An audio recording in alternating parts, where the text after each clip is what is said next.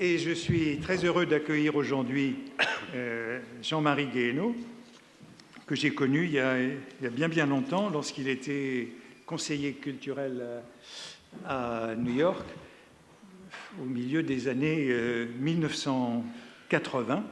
Mais ce n'est pas à ce titre que j'ai voulu faire venir dans cette série sur la guerre, la paix, l'écriture de la guerre et l'écriture de la paix.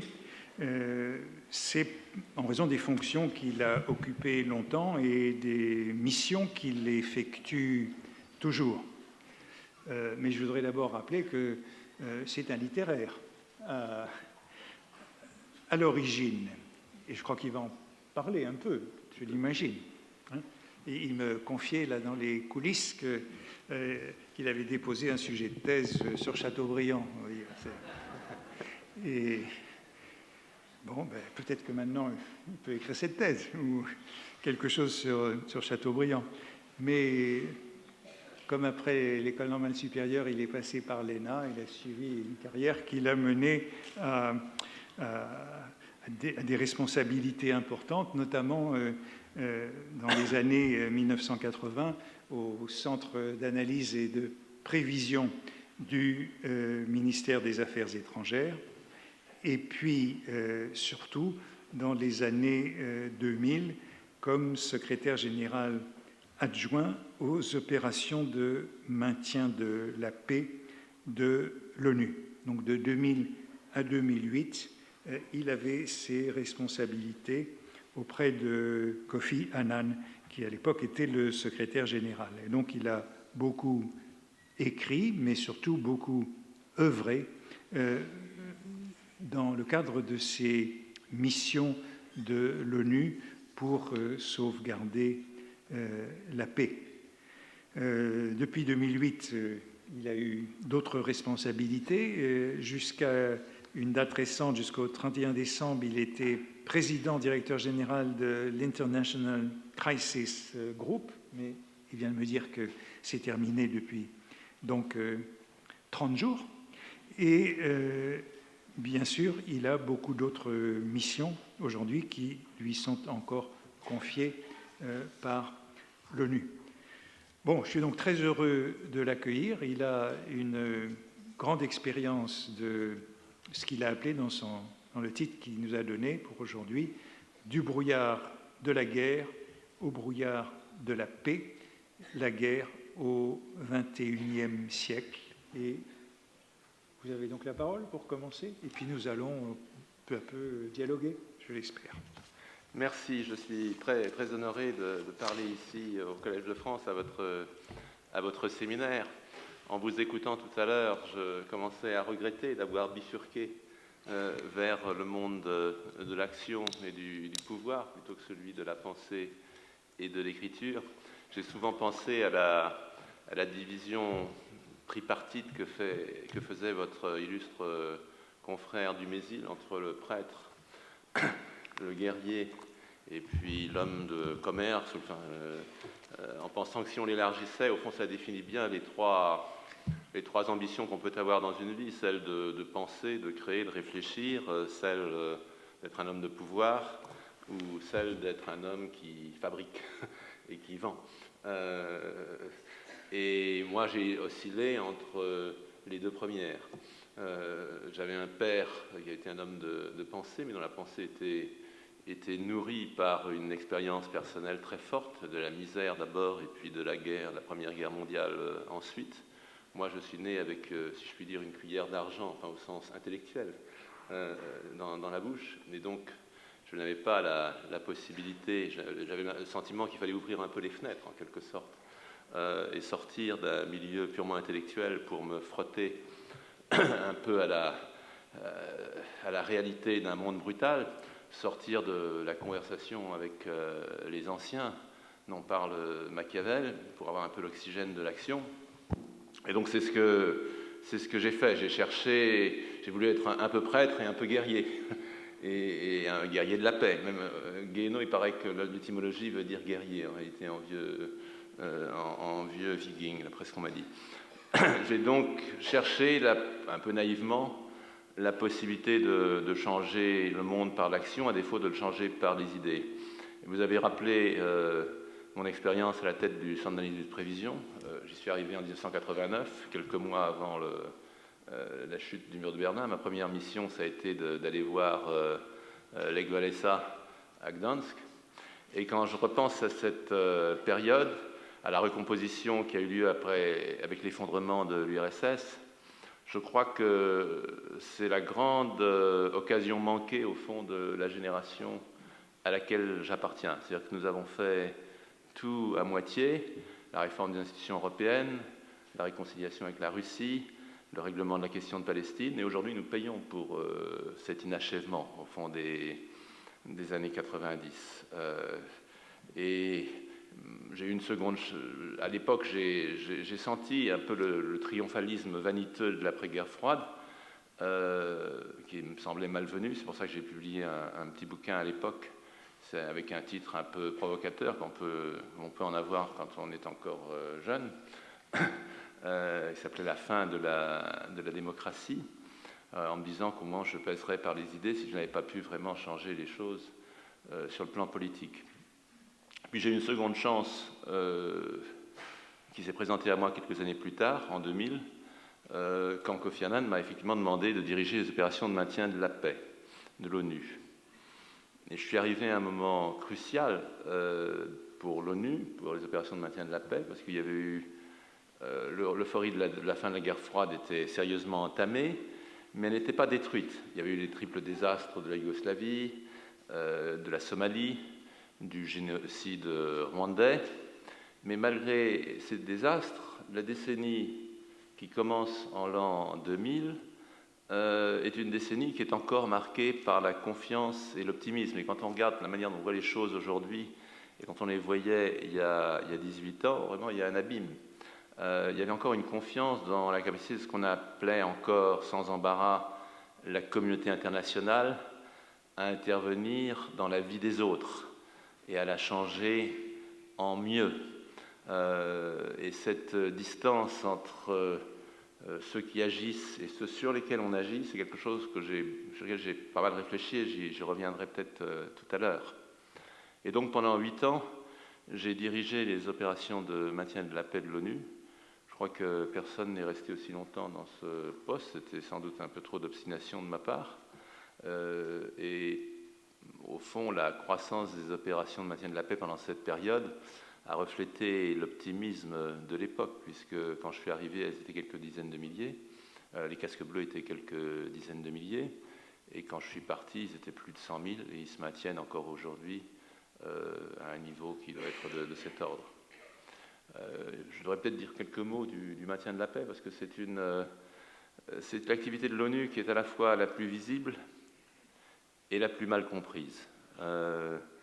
On imagine souvent que les casques bleus sont comme une sorte de force de police mondiale chargée de rétablir l'ordre dans les recoins malfamés de la planète.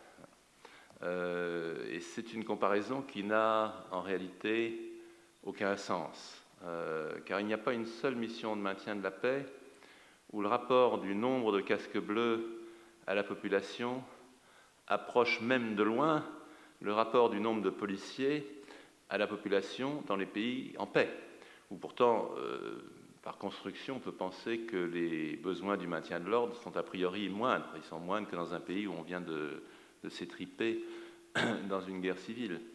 Pour prendre une comparaison, dans la ville de New York où j'habite, il y a plus de 37 000 policiers, et c'est une ville de 8,5 millions d'habitants. Et c'est une ville relativement sûre maintenant, après avoir été assez peu pendant des années, enfin relativement sûre aujourd'hui, mais il faut quand même 37 000 policiers. En République démocratique du Congo, qui est un pays on ne sait pas très bien quelle est la population, mais certainement plus de 80 millions d'habitants aujourd'hui, donc peut-être 10 fois plus que New York, il y a 18 000 militaires et policiers des Nations Unies. Et je prends le ratio à la population, on pourrait le prendre le ratio au territoire, mais c'est le ratio à la population qui est le rapport à la population qui est le plus pertinent. Alors que ces 18 000 militaires et policiers, ils s'échouent souvent de façon lamentable, et ils sont critiqués pour cela. Mais le miracle, c'est que de temps en temps, des forces finalement très modestes puissent avoir un réel impact.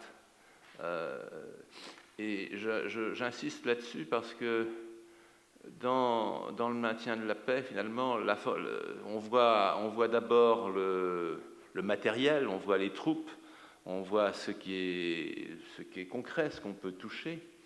Mais en réalité, le maintien de la paix, c'est une activité éminemment politique, où la force militaire n'est qu'une composante, et souvent pas la plus importante. Et ça amène à réfléchir au fond sur ce qui fait tenir une société ensemble. Quelle est la stratégie politique de stabilisation d'un pays par des tiers, par des acteurs extérieurs au pays qui a subi la guerre? Et vous savez, les médecins finissent toujours par penser que la santé est un état anormal. Quand on travaille dans des sociétés qui ont été brisées, on prend très vite conscience de la précarité, au fond, des sociétés. Que tout le tissu des liens humains qui permet à une société de vivre ensemble est un tissu très, très fragile. Et en écoutant tout à l'heure le cours d'Antoine Compagnon, je pensais à ces hommes du XIXe siècle, et surtout quelqu'un comme Chateaubriand, qui est né dans l'Ancien Régime, qui a connu les dernières lumières de l'Ancien Régime.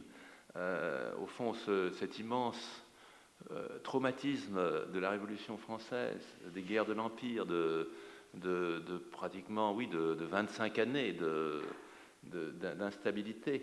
Je pense que les hommes du XIXe siècle, sans doute, enfin je parle sous le contrôle d'Antoine Compagnon, parce que moi je ne suis pas un spécialiste, j'aurais dû être un spécialiste, mais je ne le suis pas devenu. Je crois que les hommes du XIXe siècle, certainement, avaient beaucoup plus conscience de cette fragilité des sociétés. Nous sommes finalement, d'une certaine manière, tous nés avec des cuillères en argent. Nous vivons dans des pays relativement stables, et pour la France, même après avoir accumulé les révolutions pendant 2 siècles, finalement depuis 1958, n'ayant pas bougé ses institutions, ça doit être la plus longue période. Oui, c'est la Troisième République. Oui, la Troisième République, c'est vrai. 1870-1940. Oui, on approche. Mais on s'est habitué à cette stabilité, à considérer comme une donnée, finalement, qu'il y a des institutions, qu'il y a un pays, et que, bien sûr, il y a des changements politiques, mais que les fondements ne sont pas remis en cause. Et dans le métier que j'ai fait, j'ai eu beaucoup plus la conscience, et quand je faisais le grand écart entre New York, une ville riche, prospère, stable, et puis la misère de Haïti ou du Congo, ou tous ces pays où on a déployé des missions de maintien de la paix, on a beaucoup plus, je faisais une sorte de grand écart psychologique entre la prospérité stable et un peu suffisante des pays qui échappent à ces questions au fond existentielles, et puis ceux qui ont eu la malchance de perdre cette stabilité. Je crois que ça fait réflexir, parce qu'on se rend compte à ce moment-là que finalement la force, les policiers, les gendarmes, ils n'interviennent jamais qu'à la marge. Si c'était seulement la peur du gendarme qui assurait l'ordre dans un pays, il faudrait beaucoup plus de gendarmes. La plupart des citoyens respectent la loi parce qu'ils pensent que la loi n'est pas parfaite, mais il vaut mieux la respecter, c'est dans l'ordre des choses. Mais dans un pays où cet instinct n'est pas là, eh bien, reconstituer la confiance, le respect pour une loi, pour un ordre, est quelque chose d'extraordinairement difficile. C'est pour ça que je pense que cette idée que les casques bleus sont une force de maintien de l'ordre est absurde. Parce que dans un pays comme la République démocratique du Congo, ou Haïti, ou le Libéria, ou enfin, une multitude d'endroits, ou le Sud-Soudan, où j'ai traîné mes guêtres de civils, il n'y a pas de respect pour cet ordre. Tout est à construire. Quand vous voyez un policier ou un soldat de l'autre côté de la rue, vous ne le voyez pas comme une garantie, une réassurance. Si vous êtes inquiet, vous le voyez éventuellement plutôt comme une menace. Et donc, ceci met la politique en un sens très premier. Ce politique, bon, c'est la cité, c'est l'idée d'une communauté politique au départ petite, la cité, et puis qui s'est élargie aux États-nations. Cette construction, elle est à faire à partir de zéro, évidemment. Pas de zéro, mais d'une situation très, très dégradée. Et ça pose toutes sortes de questions dans le monde qui est le nôtre, parce que en Europe, aujourd'hui, nous voyons les méfaits du nationalisme. Mais il y a quelques années, j'ai dirigé la préparation du livre blanc pour la défense et la sécurité nationale en France en 2013. Et à un moment, j'avais écrit, il y a des cas où le nationalisme peut être une bonne chose. Et on m'a fait corriger en disant non, on peut dire patriotisme, nationalisme, c'est très mal. Mais je l'avais écrit en pensant aux pays que j'avais observés, où il faut un peu plus que le patriotisme, parce que dans un monde globalisé, si vous êtes un riche Congolais ou un riche Haïtien ou un riche Somalien, vous êtes débrouillé, vous avez 2-3 passeports. Alors les années de beau temps, vous êtes peut-être prêt à revenir dans votre pays et à y apporter une contribution. Mais comment allez-vous payer les études de vos enfants? Il faut les payer à l'étranger, parce qu'il n'y a pas de bonne université sur place.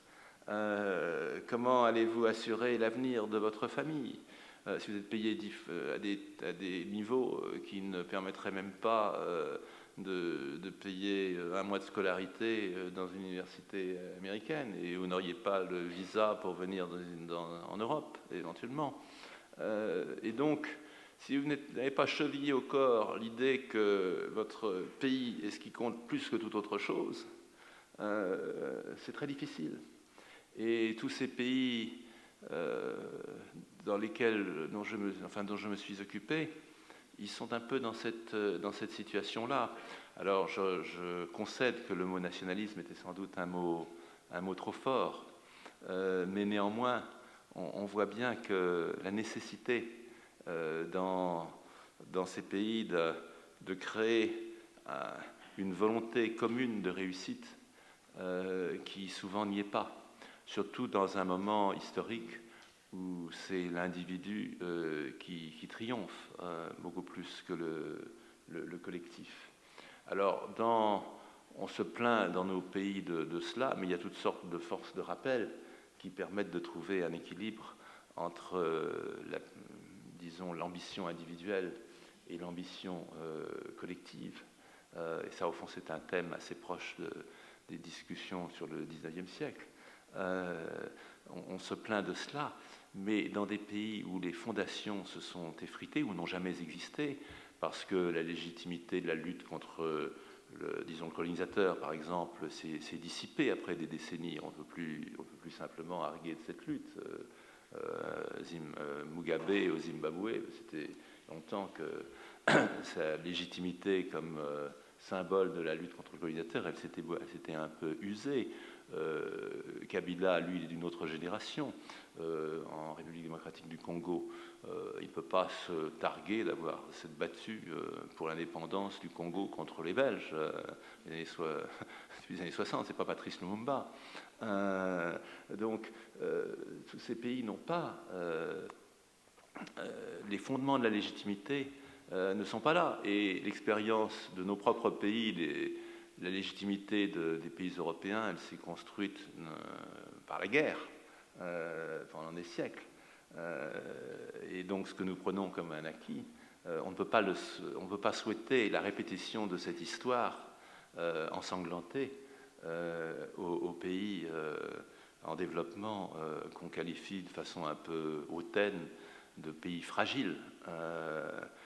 Ils sont pris dans la force des choses qui est beaucoup plus puissante que tout ce qu'eux-mêmes individuellement peuvent faire. Je vois en ce moment la France s'intéresse beaucoup, pour des raisons évidentes, au Sahel.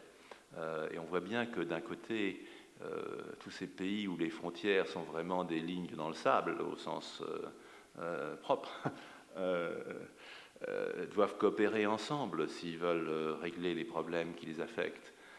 Mais en même temps, si les briques de cet ensemble n'ont pas un fort sens patriotique, ils n'y arriveront pas. On ne peut pas bâtir des institutions multinationales s'il n'y a pas de nation derrière. Et donc, il y a là des problèmes que je n'avais pas du tout mesurés quand j'écrivais mon petit livre sur la fin de la démocratie, où je me disais qu'au fond, c'était très bien de dépasser l'État-nation. Je le pense toujours. Mais je vois bien comment on peut avoir besoin de s'accrocher à cela pour permettre à une société de se consolider, et que c'est un peu un luxe de riche de dire qu'on peut dépasser tout cela. Et ça, c'est quelque chose dont je suis reconnaissant à cette expérience du maintien de la paix, c'est de m'avoir ouvert à un monde qui était très différent de celui dans lequel j'avais grandi. Donc voilà peut-être, pour lancer la discussion, un premier point.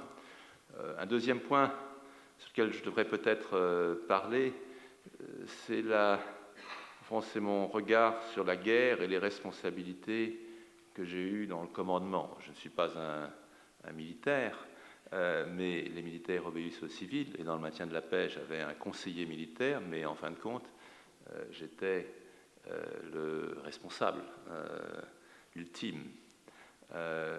Et donc, je n'ai pas assisté à la leçon, au séminaire avec Florence Aubenas, ni à celui avec Jean-Christophe Ruffin, mais j'ai regardé sur l'Internet ces deux leçons, et je vois bien que ma position a été différente, parce que j'ai été d'une certaine manière un acteur de la guerre. Alors, évidemment, pour essayer de les arrêter, ces guerres, pour sauver des vies, mais quand on est dans ce type d'activité, on peut aussi conduire à la mort, on peut décider d'actions qui entraîneront la mort de certains de ceux qui sont engagés dans ces actions. Et donc le brouillard de la guerre dont parle Clausewitz, et qui a inspiré le titre d'un bouquin que j'ai publié récemment, que j'ai honte d'avoir écrit en anglais parce que je voulais surtout toucher le public, qui s'appelle The Fog of Peace. Le brouillard de la paix, il faudrait que je le traduise moi-même en français un jour. J'ai expérimenté et le brouillard de la guerre et le brouillard de la paix au niveau stratégique dans le commandement des opérations à New York.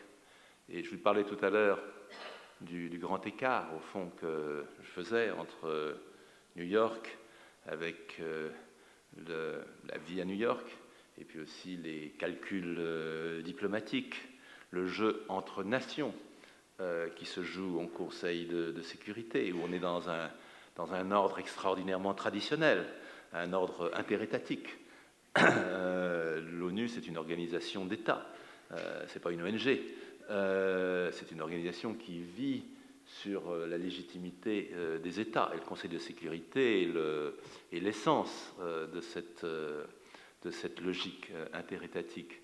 Donc il y avait ce pôle des intérêts des États, il y avait la vie à New York, infiniment différente du Congo, de Haïti, ou de tous les endroits difficiles où sont déployées des missions de maintien de la paix.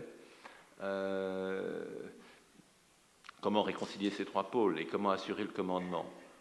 comment est-ce qu'on prend le risque de sacrifier des vies, la vie des autres? Mon père a écrit un livre sur son expérience de la Première Guerre mondiale qu'il a appelé la mort des autres. Parce que si on peut pas, la guerre, c'est la mort des autres avant d'être sa propre mort. Sa propre mort, on ne la pense pas. Le commandement, c'est quand on est au niveau stratégique, c'est la vie des autres. C'est pas la sienne qui est en jeu. Je vais expliquer comment c'est la vie des autres à un double niveau. Et pour ça, je vais peut-être vous donner un petit exemple pour faire sentir au fond ce que sont les dilemmes, les difficultés du commandement.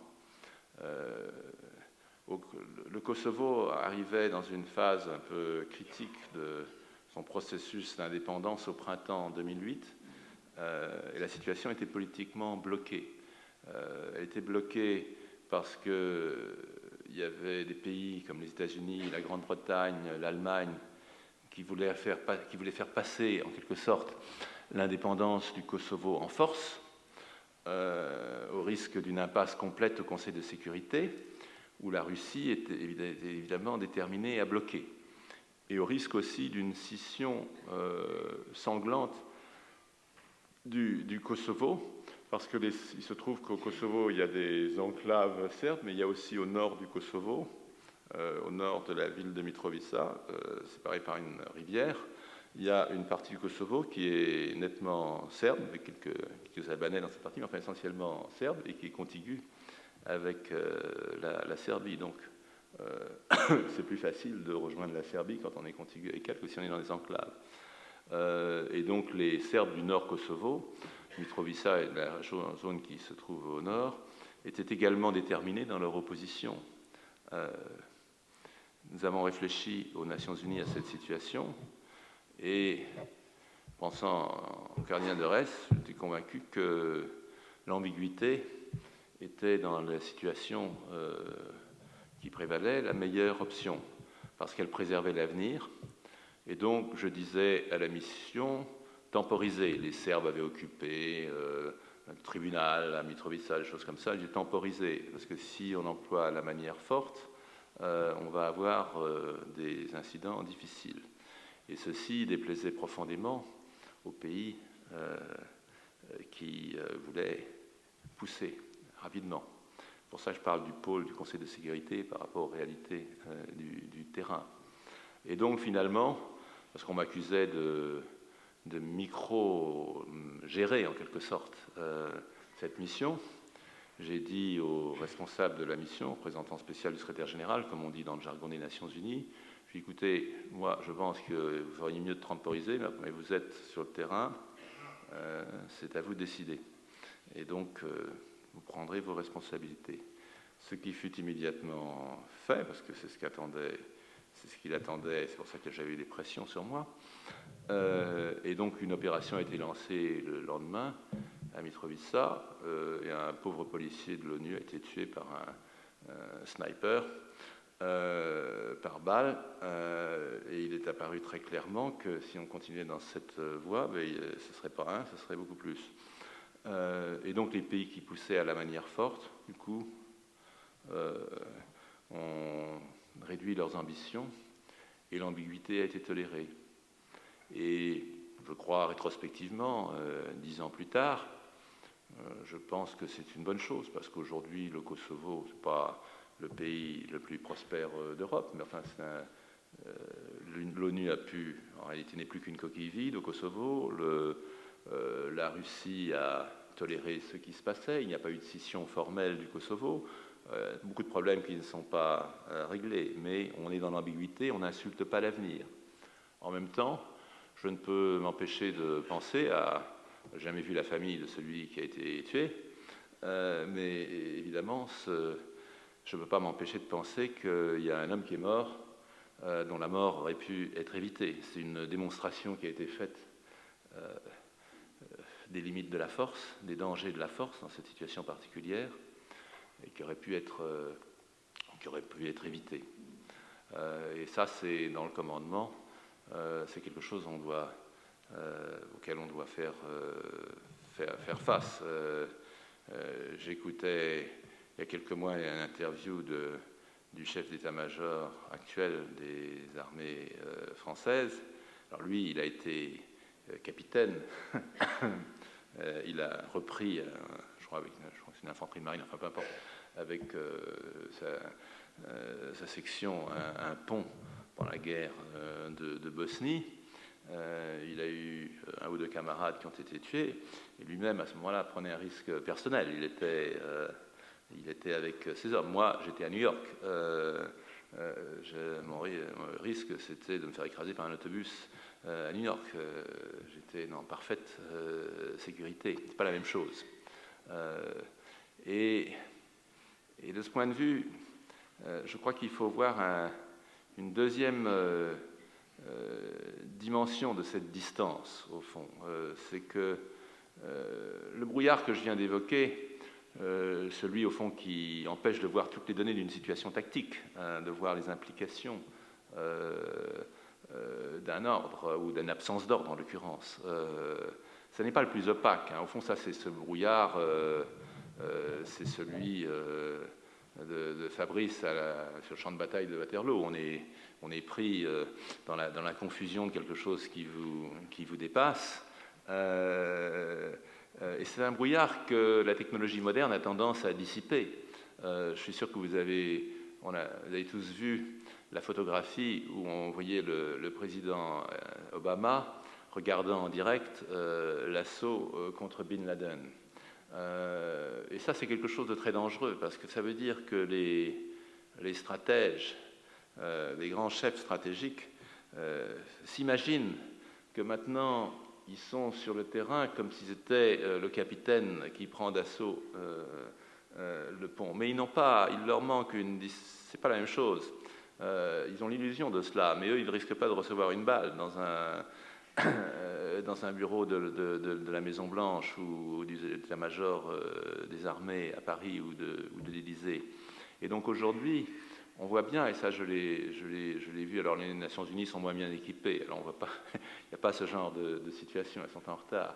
Mais on voit bien qu'il y a une évolution de la technologie qui donne l'illusion de la proximité et qui donne une certaine hubris, en quelque sorte, au commandement stratégique, qu'il est là à tout voir et donc à tout pouvoir décider. Et ça, c'est extraordinairement dangereux. Mais je crois qu'il y a un autre brouillard qui, lui, est de nature stratégique et qui est au cœur de nos dilemmes contemporains. Et je pense que c'est celui qui est le plus important de comprendre. Parce qu'au fond, c'est celui qui est au cœur de du mensonge, au fond, de la communauté internationale, de l'expression communauté internationale. Ce brouillard, c'est celui qui entoure la question de l'intervention extérieure. Et là aussi, peut-être, je vais commencer par un exemple pour faire sentir les difficultés du commandement et le brouillard qui les entoure. C'est l'expérience que j'ai eue en République démocratique du Congo en 2003. En 2003, il y avait dans le coin nord-est de la République démocratique du Congo, ce qu'on appelle le district d'Ituri, le risque de très grands massacres. Le Rwanda s'était retiré de l'est du pays à la fin de 2002 et l'Ouganda rechignait à faire de même en Ituri. Le tout sur fond de tensions ethniques entre des tribus qui sont les Emma et les Lendu, qu'on peut grossièrement comparer aux Tutsi et aux Hutus. Tutsi et Hutus, on les voit au Rwanda et au Burundi. Et ces tensions étaient d'autant plus dangereuses qu'elles étaient manipulées par des acteurs extérieurs, comme c'est le cas dans beaucoup de conflits. Je reviendrai sur ce point plus tard. À l'époque, en République démocratique du Congo, il devait y avoir 4500 ou 5000 hommes pour tout le pays. Tout à l'heure, je vous ai dit maintenant, il y en a 18 000. Il y en avait 4 ou 5 000, donc vous imaginez, chiffre dérisoire. Et il y avait aucune troupe de l'ONU dans cette partie de la RDC. Il y avait quelques officiers, des observateurs militaires, comme on les appelle, c'est-à-dire des officiers qui ne sont même pas armés, qui simplement observent la situation comme leur nom l'indique. Le représentant de l'ONU sur place, c'était un Camerounais très courageux dont le passé était un passé d'activiste humanitaire. Il avait travaillé pour le Programme alimentaire mondial et donc il était très sensible aux menaces sur les populations civiles. Et donc il me suppliait tous les jours de déployer des troupes pour protéger ces populations. Il y avait déjà eu quelques massacres, mais on voyait que ça pouvait devenir bien pire. Et finalement, j'ai pris la décision très risquée de déployer un bataillon, c'est-à-dire 600-700 hommes, dans la capitale du district, à Bunia. Vous voyez, 600-700 hommes, c'est pas beaucoup. La moindre manifestation à Paris, il y a des centaines de CRS ou de gendarmes mobiles. C'est dérisoire. Et puis c'était 600 ou 700 hommes qui n'avaient pas d'expérience particulière de ce genre de situation. C'était une décision extraordinairement risquée, parce que, bien évidemment, un bataillon de casques bleus ne pouvait évidemment pas retourner à lui seul la situation. Et donc, quel était le risque? C'était que des populations civiles terrorisées, brusquement, elles avaient une espérance. Elles voyaient des soldats, elles n'est pas des spécialistes de ce qui peut se faire avec... elles voyaient des soldats avec des fusils, quelques véhicules blindés, elles se disaient, ça y est, maintenant on est sauvés, on est tranquille. Et donc je suis allé voir d'ailleurs, un tout petit peu plus tard, la capitale du district du Touri, cette ville de Bunia, et il y avait, à côté de la piste de l'aéroport, la petite piste de l'aéroport, et puis une petite base de l'ONU qui s'était installée dans la ville, il y avait des milliers de Congolais terrorisés qui s'étaient mis le plus près possible du camp pour trouver la sécurité. Alors, de temps en temps, ils recevaient quelques obus de mortier et une dizaine mouraient, mais ils se sentaient quand même plus en sécurité près des forces de l'ONU. Et donc le scénario catastrophe auquel on pouvait être confronté, c'était une sorte de variante africaine de Srebrenica, c'est-à-dire l'illusion d'une promesse de sécurité donnée par les Nations Unies, qui évidemment donc, se traduirait concentration de civils, donc concentration possible de massacres, et puis le discrédit global sur le maintien de la paix, qui n'est pas besoin de cela, qui nuirait à toute possibilité d'action dans d'autres endroits, tout à fait en dehors du Congo. Ça, c'était le scénario catastrophe. Et c'est un scénario tout à fait possible. C'est Machiavel qui parle de la fortune dans quand il parle du conseiller du prince. Et le conseiller du prince doit prendre en jeu la fortune. Le hasard. Et il doit avoir conscience que le prince ne suivra pas toujours ses conseils parce que le conseiller, lui, il agit rationnellement, mais il y a un élément qui lui échappe, qui est la contingence, la fortune. Et le prince, lui, doit prendre en compte la fortune. Il doit à un moment jeter les dés. Et là, pour le coup, j'étais une sorte de petit prince. Et j'ai jeté les dés, j'ai pris ce risque. Et heureusement, le scénario du pire a été évité. C'est-à-dire que le pari consistant à créer un abcès de fixation qui attirait l'attention des médias, la presse internationale est arrivée, a été gagné. Kofi Annan, à ce moment-là, a pu convaincre la France de fournir le noyau, enfin, plus que le noyau, l'essentiel d'une force expéditionnaire sous pavillon européen, qui a arrêté la spirale de la violence. Cette force n'était pas énorme, mais il y a aussi le prestige et puis psychologique d'une force européenne dans un pays où les milices, c'est des gens assez... enfin, qui n'étaient pas les grands chefs militaires. Et donc la dynamique de la spirale de violence a été arrêtée, ce qui a donné le temps à l'ONU, au Conseil de sécurité, d'autoriser un renforcement, à des troupes de se déployer. Et donc la possibilité très réelle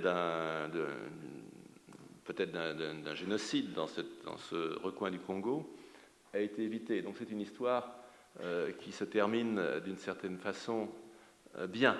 Enfin oui, pas d'une certaine façon, qui se termine bien, même si en même temps rien n'est terminé, parce que rien sur le fond n'est réglé.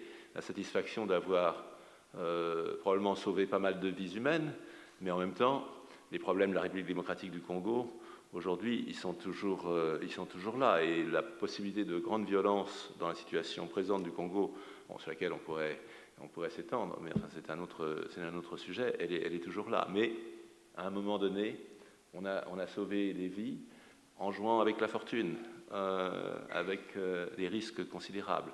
Et c'est un moment tactique. Mais cette petite histoire, elle illustre, donc à partir d'un recoin de ce vaste pays, un dilemme, au fond, beaucoup plus profond des interventions internationales, de l'Afghanistan, je dirais, à la Libye. Mobiliser la communauté internationale, donc cette expression qui est très trompeuse, est une entreprise éminemment hasardeuse. Parce que on aurait très bien pu ne pas réussir à trouver les forces nécessaires. Et quand on travaille pour l'ONU, évidemment, tout le jeu consiste à s'efforcer de mobiliser des intérêts nationaux qui sont souvent étroits pour servir le bien commun. C'est de les canaliser habilement, c'est la diplomatie, pour servir le bien commun. Mais ces intérêts, et je pense que ce qui a été fait en 2003 serait tout à fait impossible aujourd'hui, en 2018, ces intérêts ils sont de plus en plus divergents, voire opposés. Et surtout, il est rare qu'ils puissent être mobilisés dans la durée. Les États, ils sont inconstants et impatients.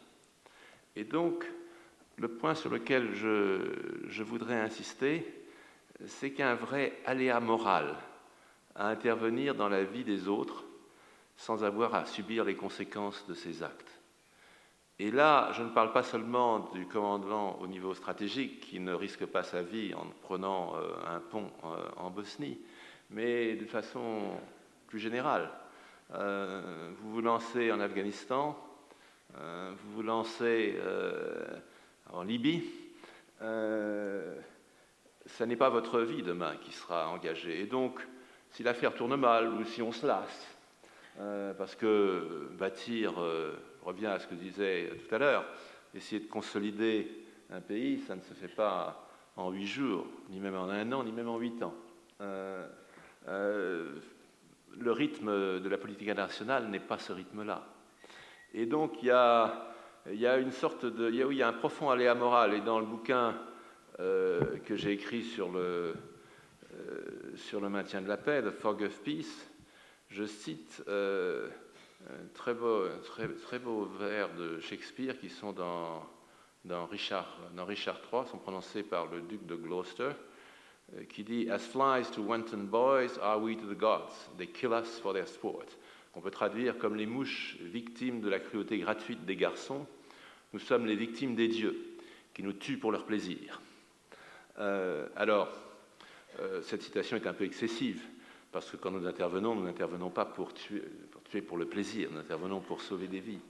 Mais ce que Shakespeare exprime magnifiquement dans ses vers, c'est au fond la légèreté de la communauté internationale et des grandes puissances en particulier, leur distance par rapport aux actions qu'elles lancent, qui est comparable à la distance qui sépare les dieux de l'Olympe, qui regardent l'agitation humaine, qui l'observent de très haut. Et cette distance-là, moi je l'ai ressentie très souvent. C'est-à-dire que cette distance, elle est aussi, quelquefois, s'y ajoute la dimension du cynisme, quand il faut satisfaire à bon compte des opinions nationales. Et donc on lance des slogans pour faire plaisir à une opinion qui veut qu'on fasse quelque chose. Et donc on fait quelque chose pendant quelques mois ou quelques années. Et puis, une fois que l'opinion se désintéresse de la situation, on laisse tomber. Et ça, c'est le vrai dilemme de l'intervention extérieure. Et c'est au cœur, au fond, de du monde inachevé dans lequel on est, d'un monde où il n'y a pas de communauté internationale. Et il faut avoir l'honnêteté de reconnaître que ceci correspond à des sentiments très humains. Si quelqu'un de votre famille meurt, vous êtes plus touché que si c'est quelqu'un de votre ville. S'il y a un désastre dans votre ville, vous êtes plus frappé que si c'est un désastre dans un autre pays. La géographie compte encore et la proximité compte dans les sentiments humains. Donc d'une certaine manière, on ne peut pas dire « Oh, c'est affreux ce monde qui ne se mobilise pas pour le Congo comme il se mobilise, comme les Français se mobilisent s'il y a un attentat à Paris. » C'est humain. C'est la nature, c'est dans la nature des choses, d'une certaine manière. Mais la rhétorique politique ne reconnaît pas cette différence. Mais la réalité des actions politiques, elle la reconnaît tout à fait. Et on la prend tout à fait en compte. Et quand on sert les Nations Unies, évidemment, on doit servir cette abstraction qu'est la communauté internationale. Donc on ne doit pas faire cette distance. Une vie congolaise vaut autant qu'une vie française, américaine, n'importe quel pays. C'est ça la règle du jeu, si je puis dire, d'un fonctionnaire international. Mais cette règle du jeu, elle ne correspond pas à la réalité politique du monde tel qu'il est. Et ceci m'amène peut-être au dernier point que je voudrais traiter, qui est justement le brouillard de la paix. Je dis du brouillard de la guerre au brouillard de la paix, c'est-à-dire quelle est la paix que nous cherchons. Cette paix, la paix universelle de Kant, mais on en est très loin pour toutes les raisons que j'évoquais. La guerre, elle est toujours l'image en creux de la paix. Elle est le reflet de chaque société. Il y a un très beau livre d'un grand historien britannique, Michael Howard, qui a écrit un livre qui a été traduit en français. En français, le titre s'est publié, j'ai regardé, j'ai vérifié sur Internet, je ne sais pas s'il est disponible encore. C'est La guerre dans l'histoire de l'Occident. Ça a été publié chez Fayard. Et ça décrit l'évolution de la guerre de l'âge des chevaliers à l'âge nucléaire. Et ça montre très bien comment, au fond, chaque type de société, société des chevaliers, société de l'âge nucléaire, la révolution, les guerres de masse, etc., chaque société produit un certain type de guerre.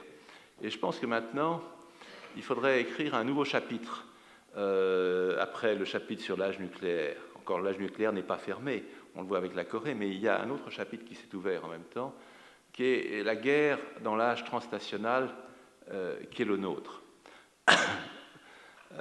On a coutume d'opposer la guerre froide, marquée par des conflits internationaux, à l'après-guerre froide, caractérisée par des conflits infranationaux, par des guerres civiles.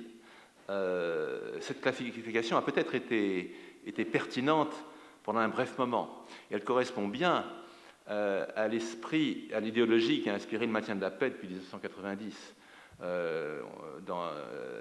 consolidée dans des frontières existantes par des interventions extérieures des États, comme je disais tout à l'heure, dits fragiles.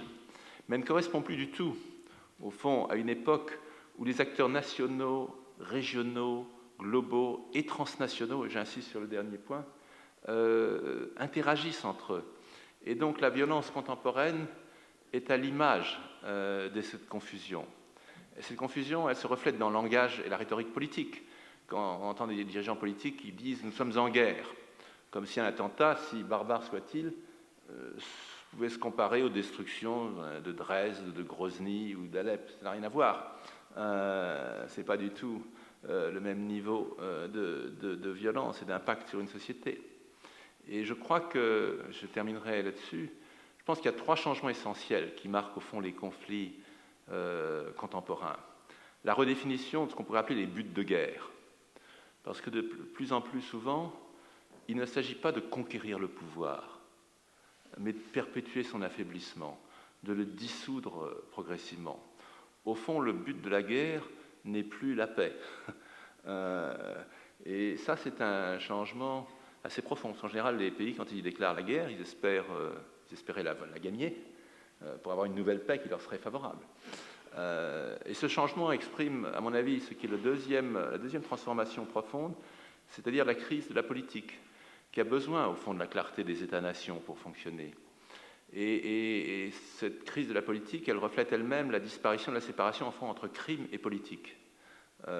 Dans beaucoup des conflits que j'ai pu observer, on voit qu'il y a, c'est plus des affaires de programme politique, et plus un conflit dure, plus il se criminalise en quelque sorte. Il y a une économie de la guerre qui se consolide, parce qu'on voit que la guerre totale, elle est mauvaise pour les affaires, mais la paix est mauvaise pour certaines affaires. Et donc, de plus en plus, on voit des situations où pérenniser une violence à relativement bas niveau est l'objectif. La paix n'est pas le but de la guerre. Une certaine confusion de la société est l'objectif. Parce qu'il n'y a plus de programme politique. Et on le voit dans la politique aujourd'hui, les personnes ne sont plus élues sur des programmes, elles sont élues sur une équation personnelle. Et le troisième changement, c'est du coup le brouillage, et c'est peut-être la chose la plus importante, et je pense que ça aura un impact sur la littérature qui nous expliquera ce monde. C'est le brouillage de la séparation entre paix et guerre, dans le temps et dans l'espace. Ça a des conséquences sociopolitiques, des conséquences psychologiques, des conséquences juridiques. Les conséquences juridiques, c'est les plus simples à analyser, même si la solution est la plus compliquée. On voit qu'avant, on déclarait la guerre. Quand on pense à tous les affiches dont tant d'écrivains ont parlé pour quand la guerre de 14 a été déclarée aujourd'hui, on passe de la paix à la guerre sans s'en apercevoir. Et du coup, les questions, et la Croix-Rouge se pose beaucoup de questions là-dessus. Qu'est-ce qui est permis, qu'est-ce qui n'est pas permis? La guerre, c'est la situation où on a le droit de tuer quelqu'un, non pas pour ce qu'il fait, mais pour ce qu'il est. On a le droit de tuer un soldat ennemi, même s'il ne vous a rien fait, parce que c'est un soldat ennemi. Donc c'est une révolution dans l'ordre du droit, la guerre. Il faut que ce soit proportionnel, il y a toute une série de règles. On ne peut pas dire que la guerre, c'est l'abandon de la loi. Il y a un droit de la guerre. Mais on voit que c'est un bouleversement. Aujourd'hui, ce bouleversement, il se fait de façon insensible. On voit toutes les questions des gens qui sont assassinés par des drones, sans procédure judiciaire, avec une individualisation de la guerre qui brouille la justice et la guerre. Ça a des conséquences sociopolitiques, parce qu'au fond, on vit dans un permanent état où la question est celle de la cohésion d'une société qui se défait. Et ça a des conséquences aussi sur la coexistence d'espaces non gouvernés et d'espaces gouvernés, parce qu'on avait l'habitude de dire qu'il y a les pays en guerre et les pays en paix. Aujourd'hui, vous avez des pays qui sont en partie en paix, en partie en guerre.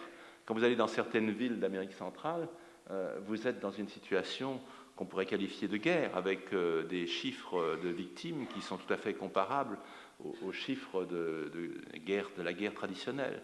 Et donc, je crois que cette manière que cette transformation de la guerre reflète une transformation de la paix et de nos sociétés dont on n'a pas commencé de mesurer les conséquences, y compris dans les émotions collectives et dans cette bataille entre l'individu et le collectif qui se livre depuis la Révolution française. Et au fond, je vais m'arrêter là-dessus.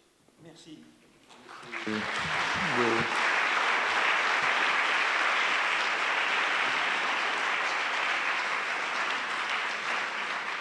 Je voudrais commencer alors par la fin, ce brouillard entre guerre et paix. Parce qu'au fond, je me demande s'il est vraiment si nouveau. C'est-à-dire que, au fond, vous dites, dans la paix, il y a de la guerre, mais on aurait pu dire avant, dans la guerre, il y a de la paix. Et quand on pense même aux guerres de l'Ancien Régime, même la Grande Guerre est intermittente. Et on n'est pas tout le temps dans la guerre. Et la confusion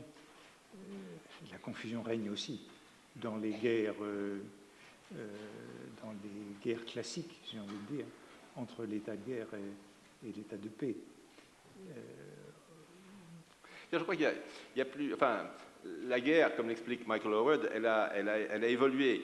Les guerres d'Ancien Régime, avec ces lignes de soldats très bien entraînés où il y a une ligne de 2 ou 3 en profondeur. Donc il faut énormément de courage pour ne pas se débander quand on vous tire dessus.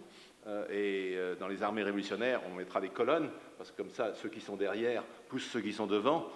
Même si on a des soldats non professionnels, ils n'ont pas le choix de partir en courant. Et donc on voit bien qu'avec les guerres de la Révolution, on passe à une guerre de masse, et avec la technologie, on passe... mais ces guerres de la Révolution, elles restent malgré tout des guerres qui ont un objectif politique. Alors la Révolution qu'introduit Napoléon, c'est de ne pas s'arrêter à prendre des places fortes, et donc d'aller beaucoup plus rapidement vers le centre du pouvoir politique. Il a compris que tout se jouait, et ça surprend ses adversaires, d'où ces campagnes d'éclairs qui ont fait sa gloire. Et donc ça reflète bien une certaine vision politique de la guerre. Avec la Première Guerre mondiale, où on entre, et encore plus avec la Seconde, on entre dans une guerre de masse où on a de plus en plus de mal à distinguer les civils des militaires. Quand on voit j'évoquais Dresde tout à l'heure, quand on voit les bombardements stratégiques qui ont été effectués par les Alliés sur l'Allemagne ou sur le Japon, même sans parler des bombes atomiques, on voit que la séparation entre le front et l'arrière a de moins en moins de sens. Il faut vraiment briser la volonté d'un pays. Je crois que quand même la guerre aujourd'hui est différente, parce que j'étais frappé dans la conférence d'Aubenas quand elle parle justement du côté médiatique, des prises d'otages, ça que chacun devient, parce que c'est une guerre qui se joue au fond dans la communication. Et le terrorisme, évidemment, c'est tout à fait cela, parce que sur le plan pratique, l'impact sur un pays, en réalité, s'il n'y a pas la communication, c'est marginal comme impact. C'est tragique pour les familles des victimes, mais c'est marginal sur un plan froidement stratégique. Donc c'est la reconnaissance que la cible, désormais, c'est la cohésion d'une société. Ça n'est pas un pouvoir politique au centre de cette société. Donc je pense qu'en ce sens, la guerre, quand même, est en train de changer assez profondément. Oui, puisqu'elle est menée par des petites actions au lieu d'actions de masse. Oui. Mais ce que je veux dire, c'est que il me semble que si on prend la guerre de 30 ans, est ponctuée d'épisodes d'accalmie, ce que je veux dire. Oui. La guerre Et c'est intéressant que vous fassiez référence à la guerre de 30 ans, parce que justement, la guerre de 30 ans, au fond, elle conclut une longue période où la question de la légitimité des États, qui a été ouverte par la Renaissance, par le protestantisme, la question de la légitimité des États est posée. Et au fond, aujourd'hui, on est d'une certaine manière dans une seconde renaissance. C'est-à-dire la question de la légitimité des fondements des États est posée, et peut-être qu'on va, du coup, après toutes les années de violence des guerres de religion, puis la guerre de 30 ans, on s'est dit que finalement, des États, ça avait du bon. Et bon, c'est le traité de Westphalie. Voilà, on est sorti de l'ordre ça. Westphalien. Et là, peut-être qu'on va revenir à ça. Peut-être qu'on va se dire, on a expérimenté la dissolution des États. C'est extraordinairement dangereux. C'est une source de violence sans fin. Oui. Il faut revenir à des États. Je crois qu'en même temps, c'est impossible à cause des phénomènes transnationaux qui perturbent le monde beaucoup plus que ça n'était le cas à la Renaissance, parce qu'une certaine manière, on peut dire que l'Internet, c'est l'opposé de l'imprimerie. L'imprimerie, l'invention de l'imprimerie, c'est un livre, c'est un produit industriel, donc c'est un produit surtout quand on est avec des ânes pour les transporter, on ne peut pas le transporter sur des milliers de kilomètres très facilement, mais en même temps, comme c'est un produit industriel, il faut le produire à un certain nombre d'exemplaires pour que ça en vaille la peine. Et donc le livre est tout à fait logique, tout à fait cohérent avec l'idée d'État-nation, parce qu'il ne peut pas être universel, ça serait trop compliqué de le transporter très loin. Et en même temps, il faut quand même, il n'est pas suffisant pour une vallée, disons, imprimer des livres simplement pour un petit dialecte dans un petit... Et donc le livre, et l'Internet c'est l'opposé, il y a l'anglais qui est universel. Le livre est cohérent avec l'idée de langue. Oui. Et donc l'Internet c'est l'opposé, parce que l'Internet c'est que vous transmettiez une information à 10 000 km ou à 50 mètres, c'est pas plus coûteux une fois que l'infrastructure est là. Et vous avez une sorte de langue universelle de communication qui est l'anglais. Donc l'Internet, il permet à la fois à la tribu, parce qu'il n'y a pas d'économie d'échelle, d'une certaine manière, il permet à la fois à la tribu et l'universel. Donc c'est d'une certaine manière, il est l'exact inverse de l'imprimerie, je trouve. Et donc, mais ça, ce sont des forces qui transforment la société et dont je pense que du coup, elles vont rendre le retour à la case confortable de l'État-nation difficile. Oui. Alors, il y a 2 points que je voudrais aborder, parce qu'on n'a pas tellement de temps. C'est celui que vous avez abordé à un moment sur le nationalisme. Oui, et je me demandais justement, j'avais envie de vous interroger sur le rapport entre maintien de la paix et ce qu'on appelle nation building, et comment ces 2 missions s'organisent. Et vous n'avez pas employé cette expression, d'ailleurs je ne sais pas comment on la traduit en français, mais il doit y avoir une tradition... Construire des nations, oui. Comment dit-on dans la langue de l'ONU Nation building. Oui, il doit y avoir une traduction officielle, mais j'avoue que je... Ouais. Ouais, parce qu'on distingue quelquefois nation building et state building. Construction de l'État, construction de la nation. L'exemple de l'échec le plus massif récent, c'est le Sud-Soudan. Ce qui unissait le Sud-Soudan, c'était le rejet de Khartoum, des autorités du Grand Soudan. Une fois que ce rejet était acté, il n'y avait pas grand-chose qui rassemble les Sud-Soudanais. Et du coup, l'ONU et la communauté internationale s'est lancée dans la construction de l'État, plus que dans la construction de la nation, en se disant que si on bâtissait les superstructures d'un État, si on avait des ministères, ça ferait une nation. Ça ferait une nation. Et au premier coup de vent, les superstructures, comme la maison de paille avec 3 petits cochons, se sont envolées. Ça ne marche pas. La construction d'un État n'est pas le substitut à la construction d'une nation. Et là, je pense franchement, et c'est une des raisons pour lesquelles je crois que revenir simplement au monde des États-nations ne marchera pas, pour les raisons que j'évoquais avant la conférence, c'est-à-dire le fait que vous avez des élites éminemment mobiles, et ça n'était pas mobile comme ça en 1648. Oui. Je crois que cette mobilité des élites, le fait qu'entre des élites nomades et des gens qui restent attachés à leur terre parce qu'ils n'ont pas la possibilité de bouger, encore de plus en plus, bon, avec les migrants on voit que même ça change, je crois que ça rend l'exercice de construction de la nation aujourd'hui extraordinairement difficile quand la nation n'existe pas. Oui, puisqu'on peut dire que même les migrants sont en quelque sorte les élites de la population locale. Oui, absolument. Et alors l'autre question pour laquelle je voudrais venir, c'est celle de ce que vous avez appelé l'aléa morale, puisque j'entendais là un peu le cœur de votre expérience de ces années, c'est cette responsabilité morale de l'action à distance ou de l'action sans risque. Oui, l'action sans risque et l'action sans conséquence pour soi-même. C'est-à-dire que c'est ce que j'ai voulu dire en expliquant qu'on ne subit pas les conséquences de ces actes. Et donc, on se dit, il y a un horrible dictateur en Libye qui va commettre des massacres épouvantables à Benghazi. Il est essentiel d'arrêter ces massacres. Et c'est un vrai dilemme moral, parce que je ne veux pas dire qu'il ne fallait pas les arrêter, mais ensuite, la suite dans les idées pour construire quelque chose, une fois que le dictateur est parti, il y a cette idée fausse que sous le couvercle de toute dictature sommeille une famille heureuse.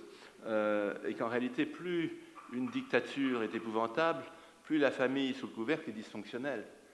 Parce que les rancœurs, les haines se sont accumulées. Et donc quand on soulève le couvercle, on n'a pas cette société toute prête à se rassembler sur un projet positif. Et c'est ce dont on fait l'expérience tous les jours. Et donc, je crois qu'aujourd'hui, la grande difficulté, c'est on peut dire, et certains le disent, oh, tout ça est trop compliqué, trop cher, on ne sait pas ce qu'on fait, replions-nous et laissons chacun gérer son sort. Je pense que c'est stratégiquement une conclusion un peu rudimentaire, parce que nous allons subir les vagues du chaos autour de nous, mais qu'en même temps, l'intervention, nous ne mesurons jamais toutes les conséquences. Il y a un très beau texte de Kolakowski, je ne sais plus comment ça s'appelle, Le diable et le moraliste, ou quelque chose comme ça. C'est un recueil d'histoires de Kolakowski, où c'est une conversation entre le diable et différents moralistes. Et il explique très bien, enfin, c'est une vision catholique de la société qui n'est pas la mienne, mais qu'on ne connaîtra à la fin de l'histoire qu'à la fin de l'histoire. Enfin, et que donc, on peut faire des prévisions techniques sur les conséquences de ces actes, on ne peut jamais faire de prévisions morales. Et ça, je pense que dans le monde très connecté dans lequel nous vivons, c'est très vrai, il y a trop de variables.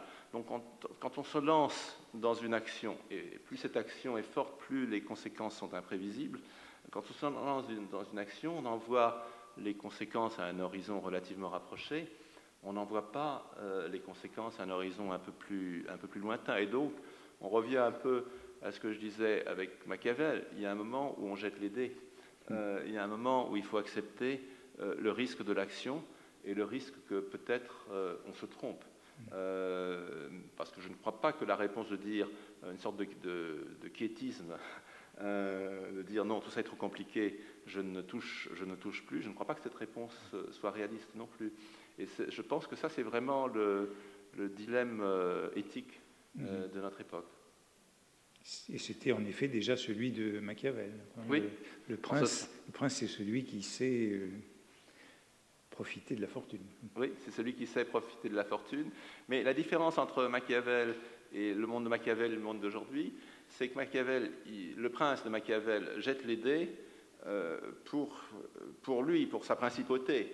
Et s'il se trompe, ben, il en subira les conséquences. Aujourd'hui, dans un monde connecté, mais dans un monde qui n'est pas uni, vous jetez les dés, vous avez un impact sur la vie des autres, mais peut-être que vous n'en subirez pas vous-même les conséquences. Et c'est là qu'il y a l'aléa moral. Oui. On va terminer sur cette remarque inquiétante et très grande.